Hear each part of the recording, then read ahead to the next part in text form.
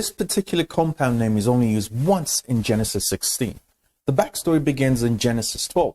God calls Abraham when he's 75 years and promises to make him into a great nation with assurances of his offspring filling the entire Canaan region, which is the current-day Israel and the surrounding areas.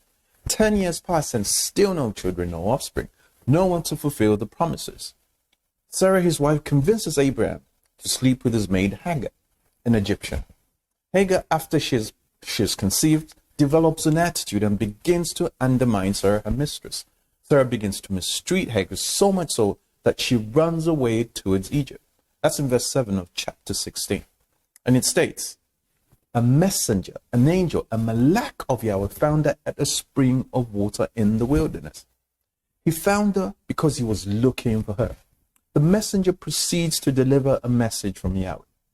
Return to your mistress and submit. And the child you carry, name him Ishmael, because Yahweh has heard of your misery. Ishmael means God hears. A blessing is then pronounced on the descendants of Ishmael. Hagar then called the name of the Lord who spoke to her El-Roi. That is the God who sees me. That's verse 13.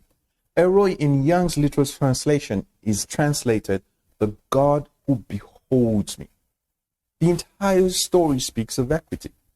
God looks and finds a mistreated maid, assures her that he hears her, Ishmael, proceeds to bless his offspring, and she then calls him El-Roi, the God who sees or beholds me. The well or spring of the water that the messenger found Hagar was called Beer Lahi-Roi, the well of the living one who sees me.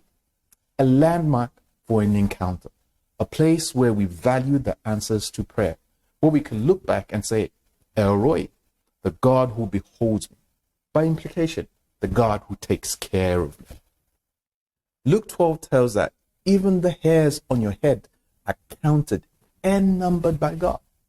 The birds of the air, the lilies of the fields, in all their splendor, taken care by God, fall short of how much God cares for you. El-Roi, the God who beholds